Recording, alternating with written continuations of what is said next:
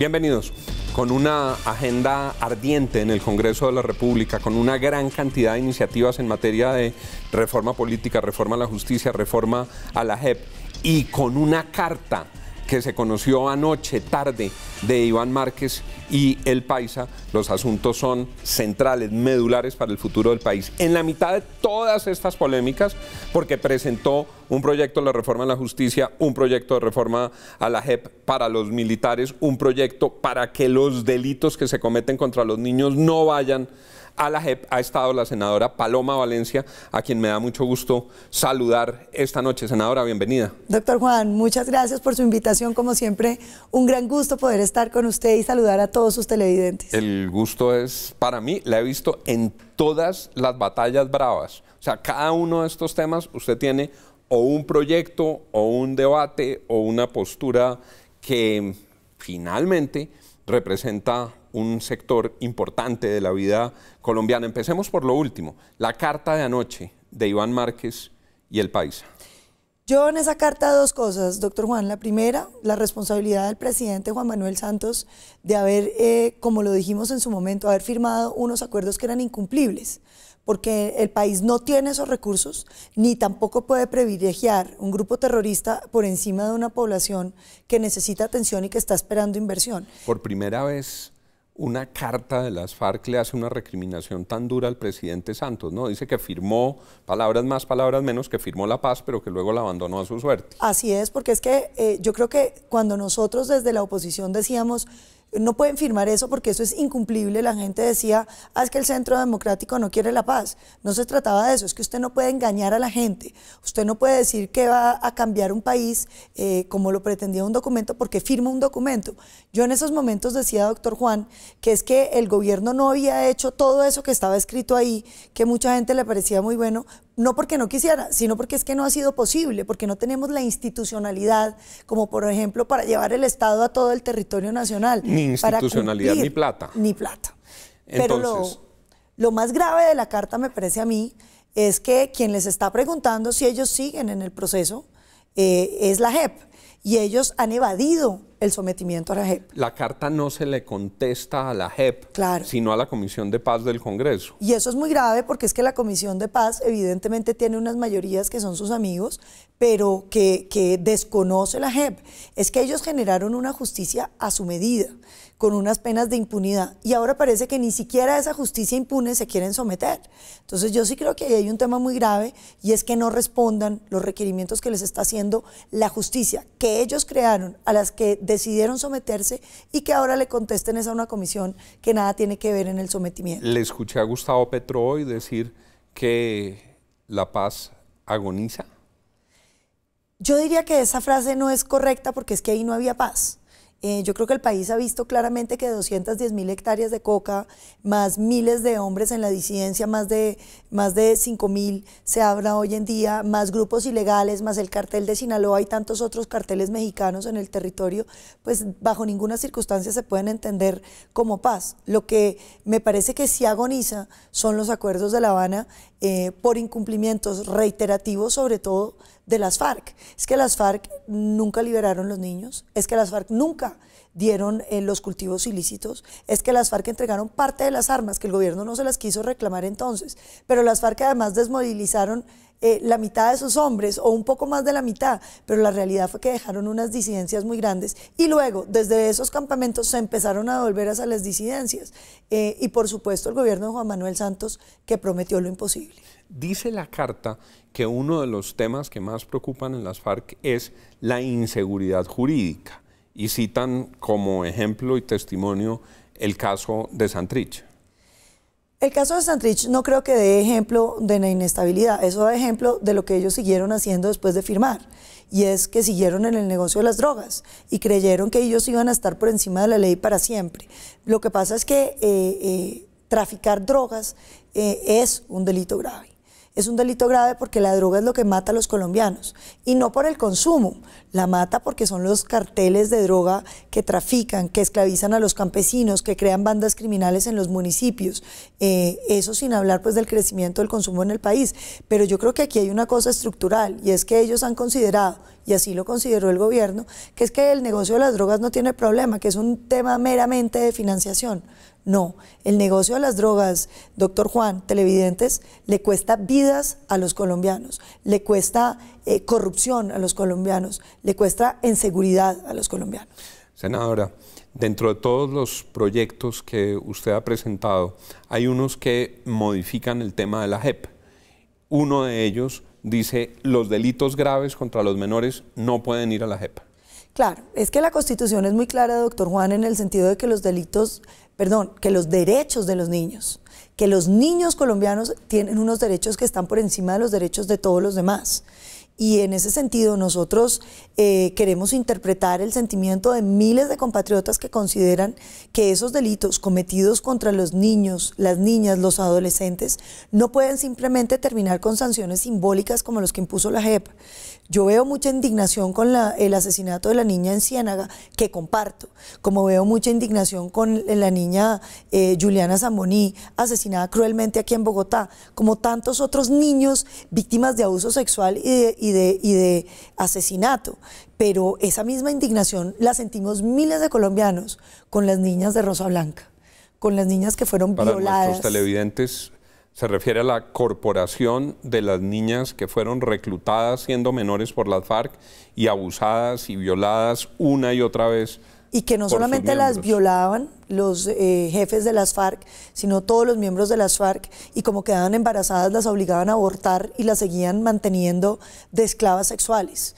Yo creo que eso, bajo ninguna circunstancia este país lo puede olvidar ni lo puede simplemente dejar de lado. Eso necesita sanciones ejemplarizantes. Hablemos de política unos minutos, senadora. Hoy estaban ustedes en un foro sobre las responsabilidades del Centro Democrático como partido de gobierno. Y hay gente que dice, es que el Centro Democrático está dividido, es que en el Centro Democrático hay sectores que le están haciendo oposición al presidente Duque, es que a Duque le está tocando más duro con algunos miembros del Centro Democrático que con miembros de otros partidos. ¿Qué está pasando en el Centro Democrático? No, absolutamente ninguna división. Estamos orgullosos de nuestro presidente, queremos a nuestro presidente Duque, nos sentimos muy bien representados y queremos ayudarle.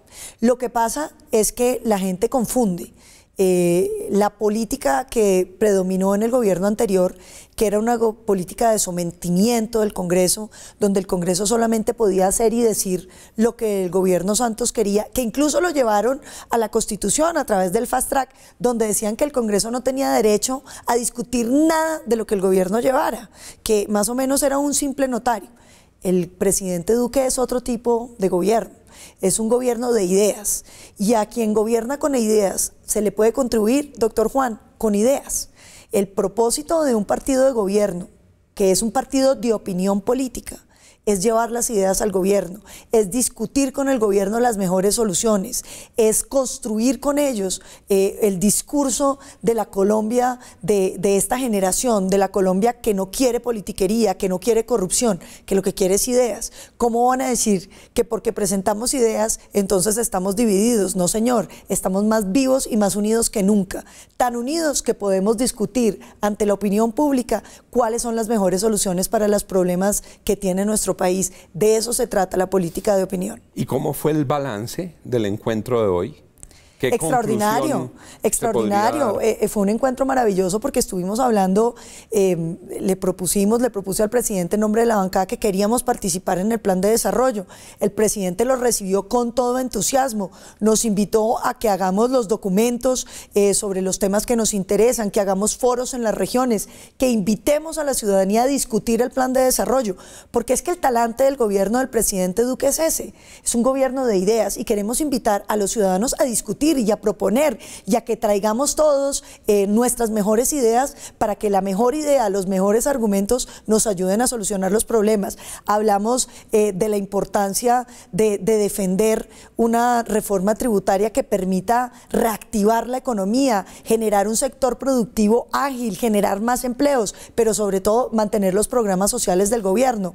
Le dimos ideas, discutimos sobre los temas, discutimos porque nosotros creemos que la discusión es el centro de la política. Descubrir qué es lo que le conviene a Colombia requiere un ejercicio dialéctico que el presidente Duque está dispuesto a hacer.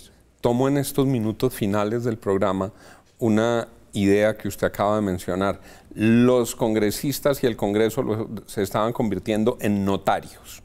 Y es verdad, el Congreso de la República en Colombia ha perdido, por ejemplo, la iniciativa presupuestal. Si un congresista quiere cumplir con una tarea para ayudar en su región, le toca ir y conseguirle un chulito del ministro de Hacienda. Y eso se ha prestado para corrupción, para mermelada. Usted propuso un ajuste, un cambio en ese frente. ¿Qué fue lo que propuso y qué va a pasar con eso? Yo he venido desde hace 4 años, doctor Juan, diciendo eso. Es que el Congreso tiene que tener una capacidad de defender la iniciativa, las iniciativas de las regiones, de poder ser vocero de las inversiones regionales, de poder decir, hombre, en el Tolima se necesita terminar el Triángulo del Tolima, en el Cauca necesitamos... En nuestro querido Tolima. En nuestro querido Tolima, en el Cauca necesitamos poder terminar las 2 salidas al Huila, soñamos con llegar en una vía decente hacia Pasto. Entonces, esos temas tiene que tenerlos quien los representa, que son sus políticos, pero como lo convirtieron en notario y como lo convirtieron en un negociador que no puede decir nada y que todo lo tiene que hacer por debajo, hemos llegado a esta crisis de corrupción. Yo creo que el Congreso tiene que poder discutir las partidas regionales, que nosotros podamos tener claridad de qué es lo que se necesita en cada departamento y qué escenario mejor. Doctor Juan, porque ahora andan con el tema de audiencias públicas, muy buenas las audiencias públicas, pero es que el foro natural de la democracia, donde están representados todos los partidos políticos, es el Congreso de la República. Qué importante que tanto la oposición como los partidos independientes, como los partidos de gobierno podamos discutir qué necesita Colombia, dónde hay que hacer los acueductos y los colombianos lo conozcan sobre la mesa en debates transmitidos por televisión y le puedan hacer seguimiento. El Congreso hay que ponerlo de pie porque es que el Congreso lo tienen arrodillado y convertido en una institución que no vale la pena y el Congreso tiene que ser una gran institución porque, como lo dije antes, la diferencia de todas las demás instituciones del gobierno y de la rama judicial es que aquí hay la representación democrática de todos los partidos que componen el espectro político de la nación. Es el foro de la democracia colombiana. Yo no sé si en esta tanda alcanza a pasar, yo no sé cómo están las fuerzas políticas frente a ese proyecto, pero tarde o temprano en Colombia toca restablecer el equilibrio de poderes. No puede pasar que los miembros de la rama judicial tengan que ir con la totuma a donde el ministro de Hacienda a que les dé la plata de funcionamiento de la rama judicial que se supone que es autónoma y que los congresistas elegidos por el pueblo colombiano no puedan siquiera participar por delante y de frente en la asignación de unos recursos sin que el Ministerio de Hacienda se los autorice. ¿Para qué se prestó eso? Para la corrupción de medianoche, para que los ministros de Hacienda aprueben partidas globales y luego, cuando nadie ve, van y acuerdan su distribución en secreto con los congresistas. Eso es lo que nos dejó esa es la llamada mermelada. Esa mermelada y ese control del Ministerio de Hacienda de todos los rubros del presupuesto. Es que yo creo que el país necesita un presupuesto democrático, un presupuesto discutido, un presupuesto donde cada región pueda expresar sus necesidades, que puedan venir alcaldes, gobernadores, que podamos establecer un diálogo en el foro natural de eso que es el Congreso de la República. Pero por eso le digo, doctor Juan, más que nosotros estarle haciendo oposición al gobierno, le estamos presentando alternativas y sobre todo utilizando estos espacios para que esta idea, como la de la unificación de las Cortes, que realmente nos permitiría tener seguridad jurídica en el sistema y poder hacer las sentencias obligatorias y unificar el precedente y poder tener un sistema judicial transparente, puede que no ganen en esta, pero vayan haciendo carrera en los corazones de los colombianos. Para hablar de unificación de las Cortes necesitaríamos como 15 programas seguidos con la senadora Paloma Valencia. Es un gusto tenerla aquí. No, señor, siempre, senadora. Y con uno que me dé, lo convenzo de esa tesis, Bueno, doctor entonces Juan. quedamos aquí comprometidos para un programa que se dedique a estudiar esa propuesta de unificación de las Cortes, esa polémica propuesta, pero así habla la senadora Paloma Valencia, de frente, sin pelos en la lengua, defendiendo con firmeza las ideas en las que cree. Muchas gracias, senadora. A usted, doctor ustedes, Juan. muchas gracias y sigan con Red Más Noticias.